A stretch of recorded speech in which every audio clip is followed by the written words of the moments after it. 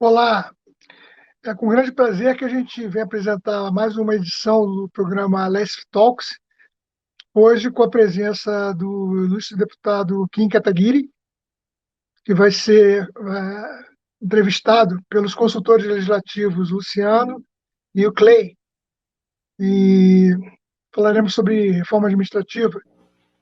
Olá, estamos começando mais um Aless Talks, programa no qual especialistas, parlamentares e consultores do Congresso se reúnem para uma troca de ideias sobre políticas públicas e temas em destaque no âmbito do Legislativo.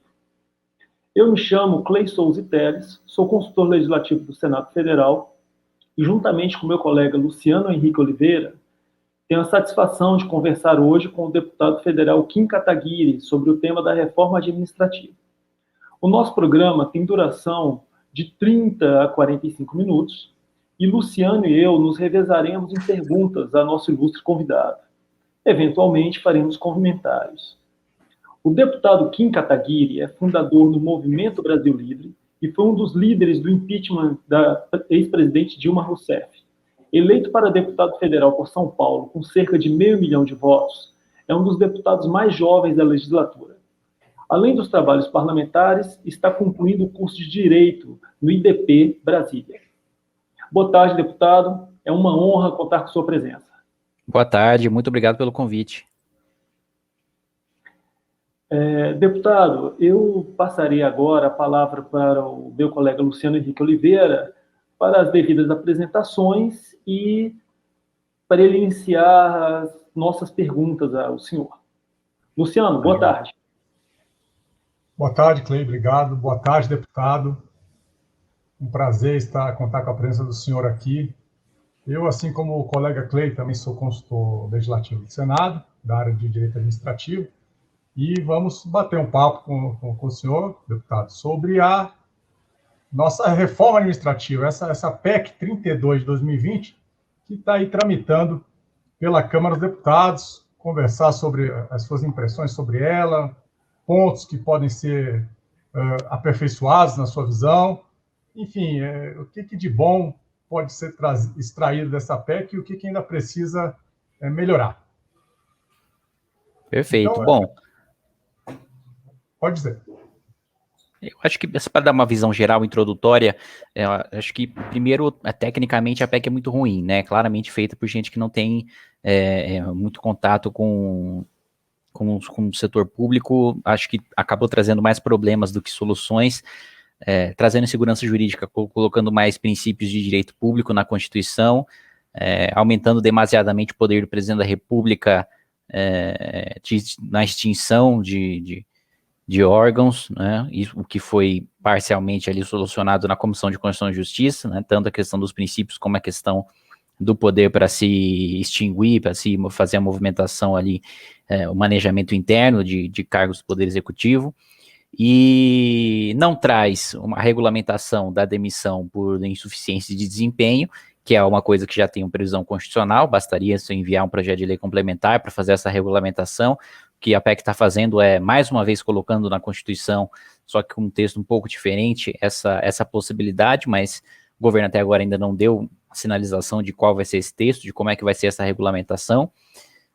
Um ponto positivo, 2 pontos positivos na minha avaliação. Primeiro, é que de fato precisa se discutir uma reforma administrativa. Acho que o Estado brasileiro é concentrador de renda, de desigualdade, e isso precisa ser revisto, né, tanto do ponto de vista tributário, que aí essa é outra discussão que concentra, né, privilégios em determinados segmentos da iniciativa privada, como do ponto de vista administrativo também, determinados privilégios concentrados em castas de alguns servidores públicos. Isso precisa ser discutido e a reforma é uma boa oportunidade para isso. E um segundo ponto, que é o próprio texto traz, só que excluindo membros de poderes, que é uma luta aí que eu trabalhei para incluir aí com 4 emendas que eu apresentei à reforma administrativa. Mas um ponto positivo é do fim de férias de 60 dias, de licença-prêmio, de penduricalhos que, na minha avaliação, não contribuem, pelo contrário, né, ajudam a aumentar essa transferência de renda do mais pobre para o mais rico que a gente tem institucionalizada pelo Estado brasileiro. Perfeito, deputado. Realmente, como o senhor falou, né? vários ajustes precisam ser feitos, né? Nesse sentido, a ideia, né, da reforma é muito bem-vinda, e essas partes que o senhor falou realmente também são pontos positivos, e outros precisam ser aperfeiçoados. Eu queria perguntar, se o senhor permite, alguns pontos que me parecem, alguns pontos que a PEC traz que não parecem ter ficado muito bem claros e que têm gerado muita apreensão entre os servidores. E gostaria de saber a sua opinião sobre isso. Por exemplo, nós vimos lá que o texto ele traz em substituição ao atual estágio probatório, um chamado vínculo de experiência. Então, ao contrário do estágio probatório, parece que a PEC diz que o vínculo de experiência ele seria a parte do concurso ainda, porque hoje o servidor, ao ser nomeado, ele já cumpriu o concurso, já é servidor, obviamente, fica sujeito ao estágio probatório e ele precisa atingir os índices mínimos de desempenho para que seja, vamos dizer assim, efetivado, para que adquira estabilidade. Mas o vínculo de experiência, ele traz algumas regras que parece que diz que, ao final do vínculo de experiência, apenas aqueles que estão dentro de um certo número de vagas é que seriam efetivados. Ou seja, parece permitir que alguns cumpram o vínculo de experiência, consigam atingir índices de desempenho satisfatório e, mesmo assim, por uma opção política, eles poderiam não ser efetivados. E aí teriam que deixar o cargo, já teriam deixado também o seu antigo emprego e muitos ficaram na dúvida, afinal, ele vai ficar desempregado? O que pode ser aperfeiçoado na sua visão quanto a esse ponto, essa questão do vínculo de experiência? Eu acho que esse vínculo cria uma discricionariedade muito grande, né, na hora de selecionar o servidor que efetivamente vai ser efetivado, né, vai ter aquele vínculo estatutário ou não, e causa certo temor, principalmente para funções de fiscalização e de controle, né? Você está me escutando ou não? Parece que me mandaram mensagem aqui que estava mudo. Tá me escutando, sim? Tá, joia.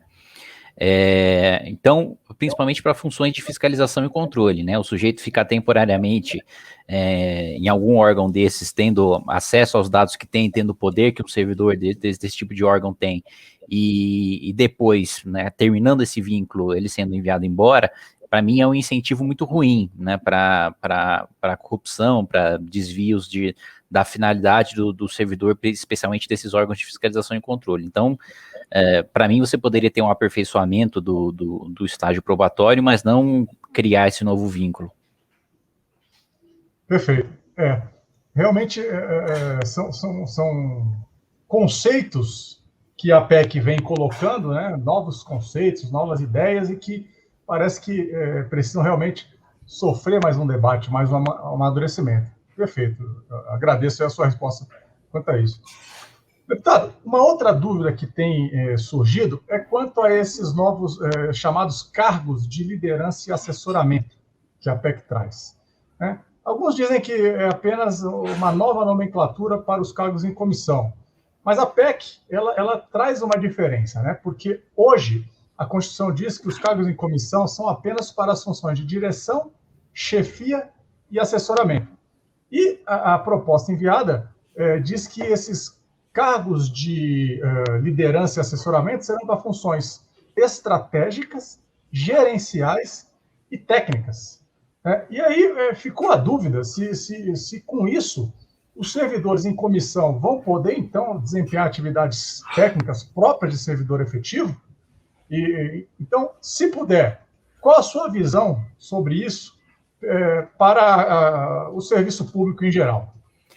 Para mim, não tinha que ter nenhuma mudança nesse sentido. Eu acho que você abrir para que cargos técnicos sejam comissionados não tem o menor sentido, porque a função técnica, ela, pela sua própria natureza, ela não é ideológica, ela não é política, né? O cargo de chefia está lá justamente para direcionar o técnico, como... Bom, a experiência parlamentar mostra muito isso, né? Dos técnicos da Câmara, dos técnicos do Senado, você direciona, né?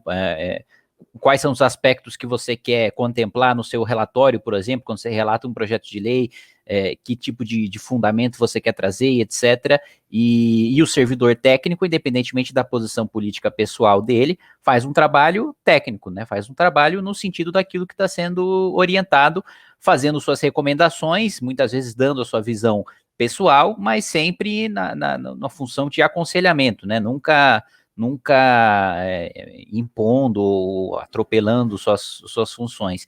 Então, para mim, isso é um abuso, né? Você aumentar o leque de cargos comissionados para cargos técnicos também, praticamente não sobra servidor efetivo, né? Porque a maior parte das funções para a qual você convoca um concurso público, né, em qualquer um dos três poderes, são funções técnicas, né? E essas funções é positivo que você tenha servidores concursados, justamente, primeiro, para a seleção, não que os comissionados sejam sempre mal selecionados, apesar de haver, sim, um problema na seleção, na contratação de cargos comissionados no Brasil, mas o servidor concursado passa por um teste que é geralmente mais difícil, né, mais criterioso do que aquele pelo qual passa alguém indicado pelo cargo comissionado, isso quando ele passa por alguma espécie de entrevista, de teste, de concorrência, né, não é simplesmente indicado ali por ter um apadrinhamento político,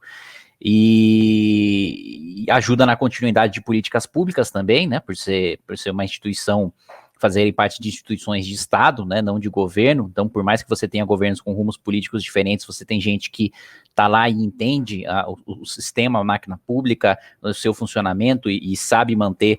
Para mim, regimes parlamentaristas são um exemplo nesse sentido, e os servidores efetivos basicamente mantêm a máquina pública funcionando quando você não tem governo, né? Quando ninguém consegue maioria no parlamento, e a Espanha passou por um período desses há não muito tempo atrás, e justamente por você ter servidores, né, efetivos que conheciam o funcionamento das políticas públicas e mantiveram as coisas funcionando, independentemente de você ainda não ter uma maioria política para formar um governo, né, e não ter maioria no parlamento também para conduzir uma agenda legislativa, você tem uma máquina que funciona independentemente das flutuações políticas, né, e acho que essa estabilidade na gestão de políticas públicas é importante também. Então, para mim, na minha avaliação, você não precisaria mudar a natureza, você já tem uma amplitude, você já tem uma liberdade suficiente hoje com cargos comissionados, sem você precisar avançar em funções de servidores efetivos.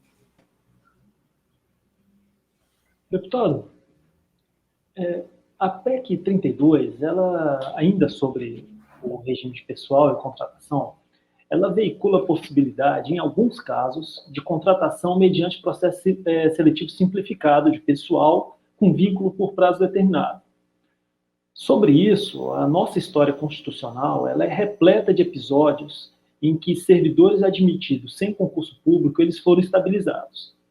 Apenas para ficarmos no exemplo mais recente, podemos mencionar o artigo 243 da Lei 8.112, que esse dispositivo efetivou os seletistas e, assim, conferiu aposentadoria integral a servidores que haviam contribuído para o regime geral de previdência. Nesse contexto, eu pergunto ao senhor, quais as suas impressões sobre essa contratação por processo seletivo simplificado? Ela seria prejudicial para a profissionalização do serviço público ou, pelo contrário, é uma boa alternativa trazida pela PEC e esses dias dos chamados trens da alegria ficaram no passado? Ah, não acho não. Pela minha experiência no parlamento, o trem da alegria, infelizmente, está muito longe de ter ficado no passado. Eu acho que se você for fazer uma contratação emergencial, e já existe previsão legal para isso, você não precisa de inovação, para uma contratação temporária, para uma contratação emergencial, sem dúvida nenhuma, não tem como você passar por um processo seletivo igual a de condições normais de temperatura e pressão. Mas acho que não precisa de um novo instituto para isso, você já tem previsão legal, e como você colocou, sempre tem esse risco, né, de você transformar ali uma contratação temporária, uma contratação seletista, que não passou pelo mesmo processo seletivo, em um cargo efetivo, que para mim, essas próprias modificações, né, essas próprias aberturas que se fazem, essas brechas, são ilegais, são inconstitucionais, né? Sequer, para mim, o parlamento deveria ser permitido, sequer deveria ter essa permissão de poder, de fazer, promover esse tipo de mudança. Acho que o Supremo mais tolera para evitar atrito político, porque tecnicamente realmente não se sustenta você mudar o vínculo dessa maneira, né, de alguém que presta serviço ao Estado. Muito bem. Deputado, naqueles institutos moralizadores, vamos dizer assim, que a PEC traz, acabar com aquelas férias de 60 dias ao ano, acabar com os penduricalhos não previstos em lei e outros que realmente são muito interessantes, há uma previsão de que não poderá haver redução de jornada do servidor sem a correspondente redução de remuneração. Veja, na sua visão, isso não poderia ser utilizado, talvez, por um gestor não tão bem intencionado, assim vamos dizer, para justamente reduzir a remuneração dos servidores, bastando apenas que ele reduzisse a jornada, e aí não sei se poderia, talvez, usar isso com uso político, ou até para fazer caixa para pagar dívida e outras possibilidades, que hoje nós temos que a Constituição prevê a irredutibilidade de vencimentos. E com essa vamos dizer, essa janela, possibilidade que a PEC abre, de possibilitar reduzir a remuneração do servidor, desde que reduza a jornada, isso não poderia, talvez, afetar até o sustento do servidor e da sua família? Como é que o senhor vê essa regra? Essa regra eu vejo com bons olhos. Eu acho que você, em momentos de crise, o gestor com um orçamento apertado, você não tem um orçamento para atender a todos, precisa solucionar um problema social, precisa solucionar um problema de uma gestão, de uma política pública, e não tem dinheiro para isso, né? A realidade orçamentária dos estados e dos municípios é muito difícil, né? Especialmente com o Pacto Federativo que a gente tem, que concentra tantos recursos na União. Então eu não acho que seja um instrumento ruim, não, ainda mais que a sua própria natureza é excepcional, né? Não se espera que os gestores saiam fazendo isso à torto e à direito, mas para que tenha uma situação de emergência, de alívio, em que ele realmente precisa cortar custo, a prestação daquele serviço não é tão fundamental quanto o uso que aquele recurso, a destinação final daquele recurso, às vezes um investimento emergencial em saúde, uma solução, né, emergencial tecnológica, por exemplo, agora na pandemia para ensino à distância. Eu acho que são situações que realmente não há outra medida que se tomar, senão um corte nas próprias funções da máquina pública. Disso eu não discordo. Deputado, a pergunta a seguir tem uma contextualização um pouco mais longa, mas que eu julgo necessária. A exposição de motivos da PEC menciona que um dos eixos da reforma administrativa é o aspecto fiscal.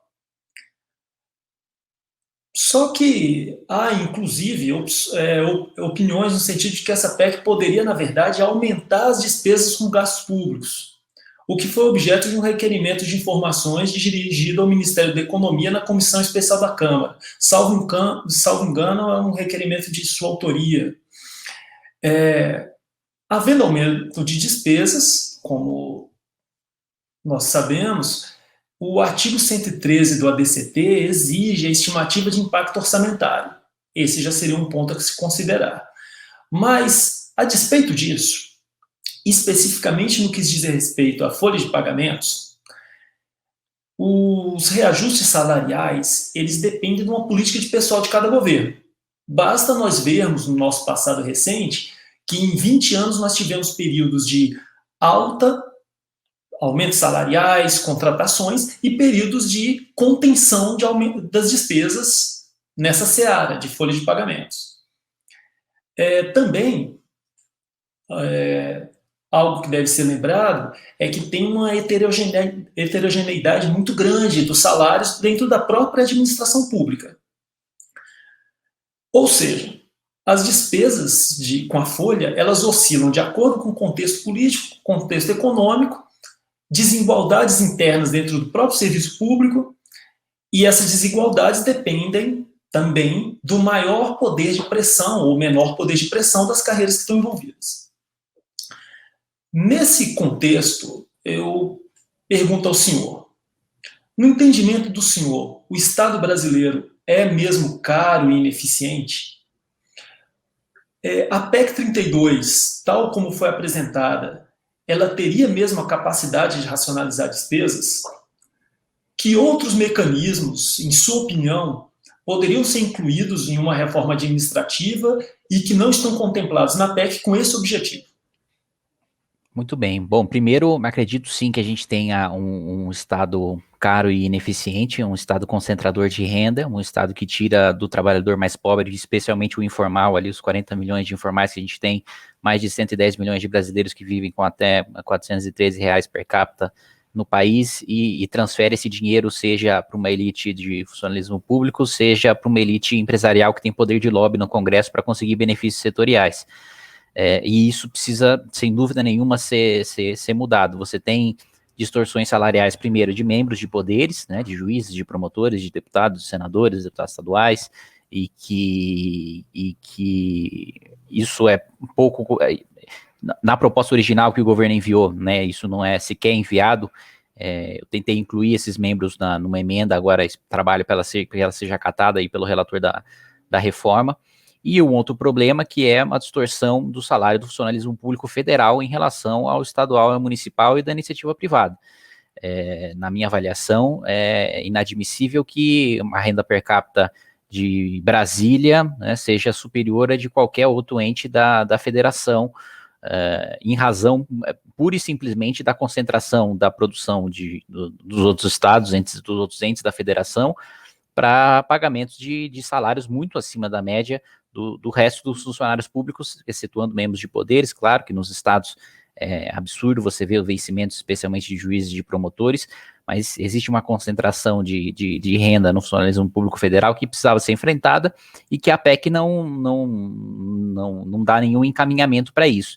Existe uma reestruturação de carreira que precisa ser feita para que os salários e a carreira esteja mais compatível com a iniciativa privada, para que o teto constitucional não vire piso, né, para que o sujeito não entre ganhando seus 15, 20 mil reais e aí em pouco tempo, em 6, 7 anos já esteja batendo no abate-teto. Isso, para mim, é uma distorção que, sem dúvida nenhuma, precisa ser corrigida, mas que não é enfrentada pela PEC, né. Para mim, seria mais radical nesse sentido, até utópico, de você ter um corte substancial ali em quem recebe mais do que 5, 10 mil reais dentro do funcionalismo público, ou seja, corte de 20%, de 30%, em todos mesmo, linear, para que, e de subsídios também, né, dos mais de 330 bilhões de renúncias e subsídios fiscais que a gente tem, para um programa bastante robusto de renda básica universal, né, como defendia Milton Friedman aí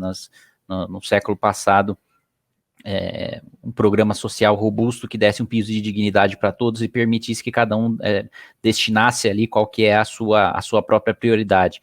Mas eu sei que isso está muito distante de acontecer. Como você colocou, você tem carreiras com um poder muito grande de pressão dentro do Congresso Nacional, que gera distorções, que gera prejuízo para aquelas menos organizadas, para aquelas com menos poder, e isso seja na iniciativa privada, seja no setor público. Você vê que os benefícios, os reajustes se concentram, né, nos membros de poder, justamente porque são aqueles que têm maior influência dentro do Congresso para levar em frente os seus benefícios, modificações.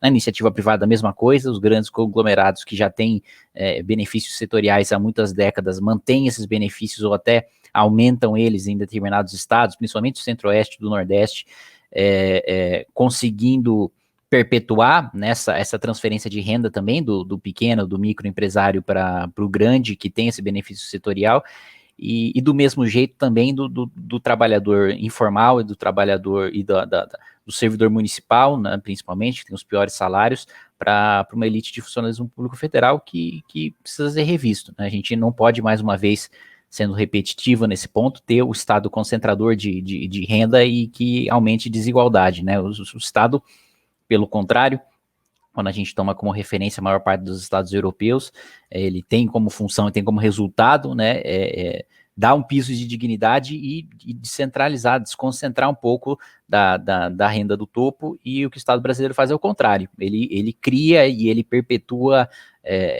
oligarquias e núcleos de renda e núcleos de poder que só se fortalecem ao longo dos anos.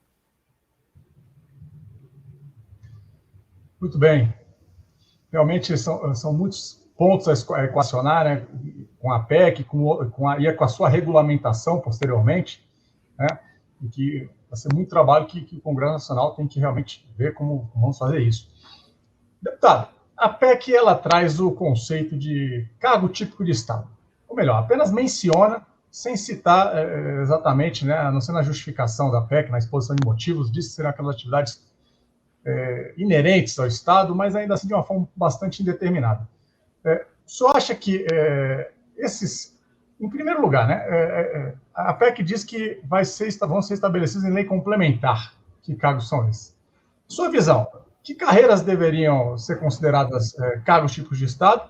E se seria interessante a PEC elencar desde logo essas carreiras, ainda que não em rol taxativo, mas pelo menos as principais? Como o senhor vê isso? Acho que não, eu acho que é uma discussão para a lei complementar, mesmo porque as coisas mudam e mudam cada vez mais rapidamente. A gente precisa ter essa flexibilidade de modificação de carreiras que são ou que não são típicas de Estado. Para mim, essa diferenciação deve ser feita com paralelos com a iniciativa privada, né? Essa profissão, essa função tem um paralelo na iniciativa privada? Se tiver, não é uma carreira típica de Estado, o que não significa que é uma carreira que deva ser desvalorizada, desprestigiada, que deva ter menores salários ou menores benefícios. Não, aqui é uma diferença tipicamente de vínculo mesmo, né? Da função está diretamente relacionada, e aqui, na minha avaliação, principalmente ligada mais a órgãos de fiscalização e de controle, e de funções que são da natureza do Estado, que são da natureza da máquina pública, e que não encontram paralelo na iniciativa privada, porque se encontram, aí você tem outras modalidades de prestação de serviço que podem ser adotadas, que não a prestação direta por um servidor estatal, né, que pode ser uma parceria público-privada, que pode ser uma concessão, que pode ser instrumentos que já existem, muitos deles falhos, e aliás, para mim, essa é uma das outras críticas a reforma, né, ela tenta criar um instituto novo, ignorando, né, os problemas que a gente tem nos atuais, que deveriam ser reformados e deveriam ser repensados, e em vez disso, não, ignora-se todo o problema que você tem, toda a experiência que você já tem com os vínculos com as propostas atuais, e você remete tudo isso para uma nova espécie de parceria com a iniciativa privada, que para mim é um erro. Você deveria aperfeiçoar aquilo que já existe e que incentivar aquilo, reforçar aquilo que está funcionando e rever aquilo que não está funcionando, né? Para mim, um exemplo de parceria com a iniciativa privada que claramente não está funcionando são as OS na área da saúde, né? Você tem exceções, né, de OS bem administradas, que dão resultado, né, que cumprem aquilo que tem os indicadores previstos ali no contrato, né, principalmente com estados e com municípios, mas boa parte deles ou são focos de corrupção ou de má gestão. E isso, para mim, tem um problema não só, claro, do gestor que está na ponta, né, que ou é mal intencionado ou é incompetente, mas também tem um problema jurídico ali, também tem um problema de vínculos e de incentivos que a estrutura atual de parcerias permite. Mas, voltando para a discussão, resumidamente, a minha opinião é essa, de que a definição deve ser em lei complementar e que ela deve se dar fazendo um paralelo com as funções que só são exercidas pelo Estado, né, e que não tem paralelo na iniciativa privada. Essa definição de carreiras típicas de Estado, realmente ela é bastante complexa. Nós temos um exemplo disso, um projeto que agora me falha o número dele, que foi apresentado no final dos anos 90, por ocasião de quando foi incluída a previsão de perda do cargo por insuficiente desempenho. Na mesma época, o Poder Executivo mandou o projeto, e um dos grandes entraves nesse projeto é definir as carreiras típicas de Estado para os critérios especiais, porque a Constituição prevê que essas carreiras têm critérios especiais de avaliação, perda de cargo por insuficiência. A despeito dessa digressão, deputado, a PEC 32, voltando a um tema que o senhor falou em sua introdução, a PEC 32 ela acrescenta no artigo 37 da Constituição um rol de dispositivos, de vedações a servidores públicos. Passam a ser proibidas, por exemplo, licenças decorrentes de tempo de serviço, exceto para capacitação, progressão automáticas por tempo de serviço, ou parcelas indenizatórias sem previsão em lei, por exemplo. É um extenso rol de vedações. No entanto, diversos agentes públicos, tais como os membros da magistratura, não serão contemplados pela PEC.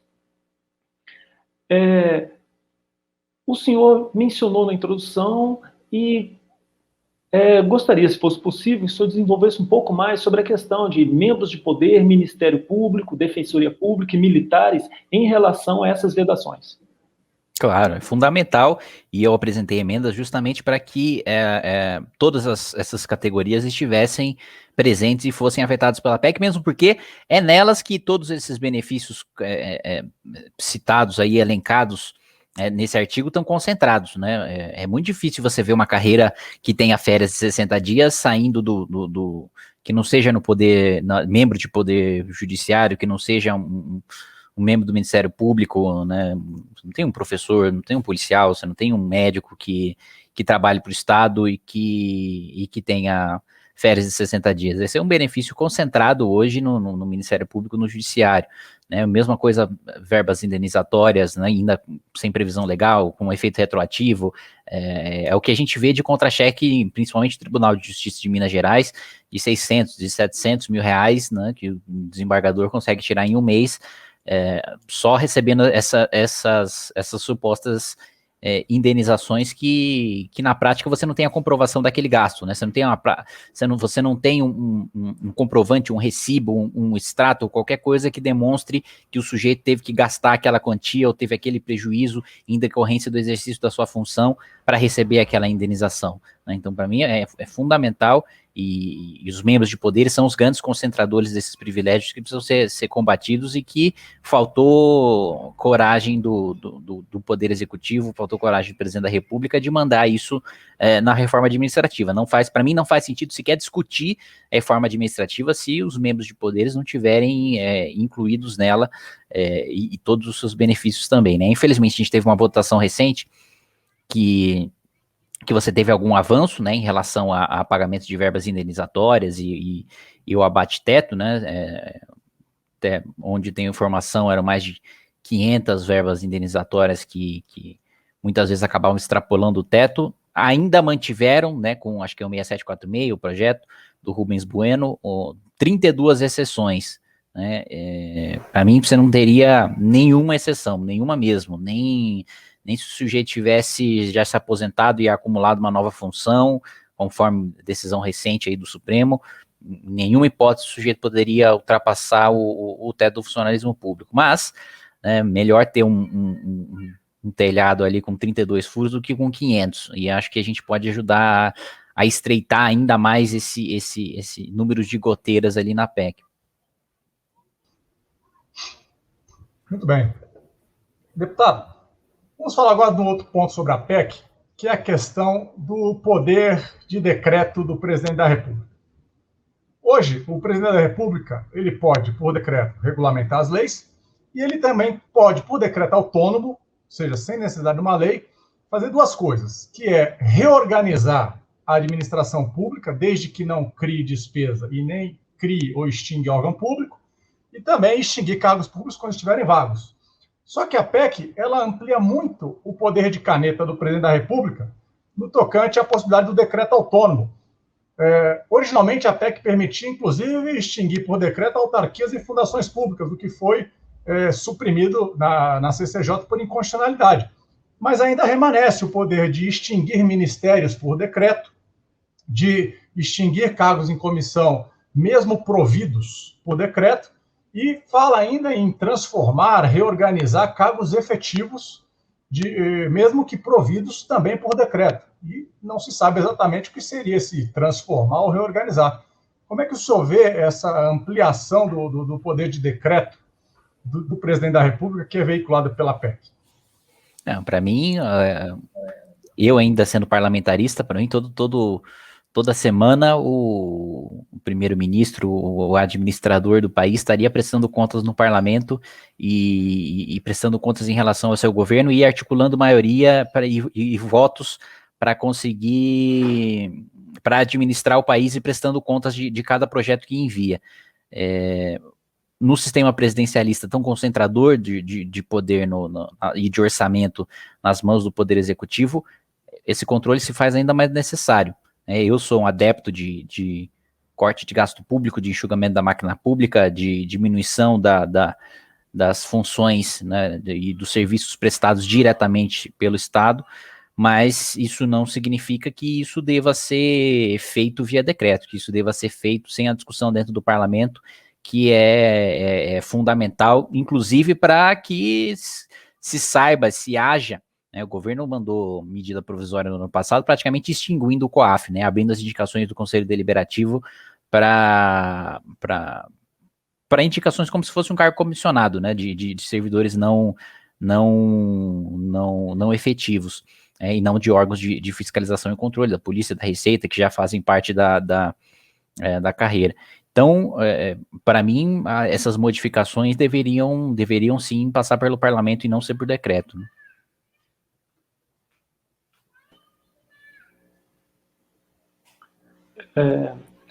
Estamos aqui, o nosso tempo, deputado, infelizmente, o tempo passou rápido, já está quase acabando.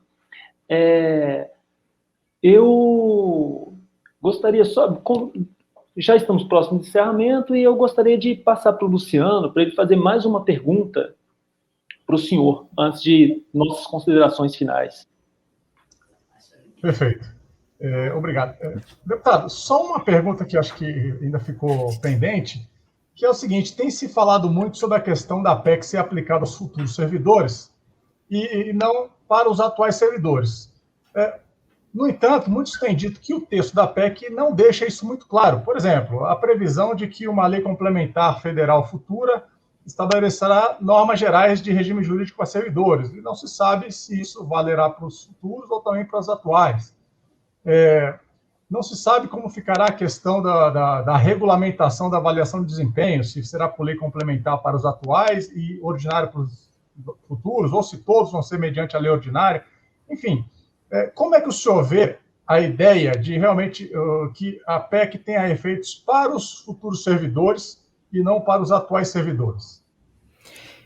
Eu, pessoalmente, acredito que se você combate uma injustiça, se você combate uma ineficiência, se você combate uma estrutura deficiente, né, via uma legislação que vai trazer um melhor regime jurídico, uma melhor estrutura, uma melhor estrutura de gestão para o Estado, essas mudanças devem ser aplicadas imediatamente para todos os servidores. Esse não é o entendimento do governo, não é o entendimento do presidente da Câmara dos Deputados. Eles sempre garantem, né, que as modificações são daqui para frente e que não vão afetar os atuais servidores. Eu discordo disso, mas se é isso que eles pretendem, isso precisa estar explícito na PEC, né, que é o que você colocou, não está hoje. Do jeito que está hoje, a PEC afeta, sim, servidores atuais.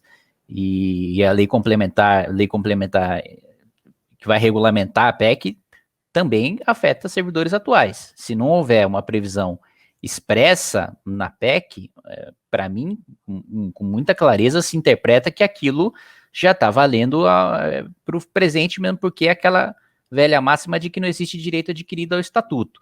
Se você não prevê, né, expressamente na PEC que aquilo não vai gerar efeitos para aqueles que prestaram concurso, foram aprovados e efetivados até a data da publicação da PEC, aqueles efeitos vão começar a ser gerados imediatamente para todos os servidores, né? Então, se essa é realmente a intenção do presidente da Câmara, do ministro da Economia, de só gerar para os futuros, é uma previsão que eles esqueceram de enviar na PEC, né? Ou escolheram esquecer, né?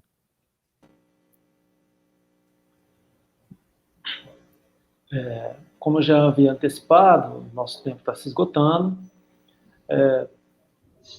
Deputado, agradeço desde já a sua presença. Foi uma honra poder conversar com o senhor sobre esse tema. Luciano, também agradeço imensamente por pesarmos aqui no debate com o deputado. E antes de encerrarmos, eu gostaria só de passar a palavra para o Luciano, em seguida para o deputado, para algumas considerações finais. que eventualmente os respectivos tiverem. Por favor. Primeiramente, você. Ok. Bom, inicialmente eu agradeço a presença do deputado aqui para esclarecer a sua visão sobre a PEC, os pontos que podem ser aperfeiçoados. Agradeço a parceria aí com o Clay nesta edição do Alessio Talks, né, que é um programa que sempre traz especialistas, parlamentares, consultores do Congresso para debater questões relevantes que estão aí sendo examinadas pelo Legislativo. Então, eu agradeço, é um prazer ter participado e desejo aí sucesso, tudo de bom. Obrigado, deputado. Eu que agradeço o convite de vocês, né, agradecer ao debate de alto nível que nós tivemos, acho que tem muito campo aí de convergência para a gente trabalhar, né, mesmo tendo uma visão mais liberal, eu não tenho dificuldade nenhuma em construir convergência com o sindicato de servidores, que no final das contas é quem está na ponta, né, e vai ser mais impactado por essas modificações que estão discutidas, e pelo menos um ponto consensual de partida a gente tem de que a PEC é tecnicamente muito ruim, né, e que, sem dúvida nenhuma, se a gente quer ter um resultado melhor no final, a gente vai precisar trabalhar bastante no relatório para conter alguns abusos e para que o relatório contenha a experiência com o serviço público que a gente tem até hoje, né, e não simplesmente ignore toda a experiência que já se tem. Então, encerramos por aqui mais essa edição do Alessio Talks. Agradeço a presença de todos e a nossa produção. Até a próxima.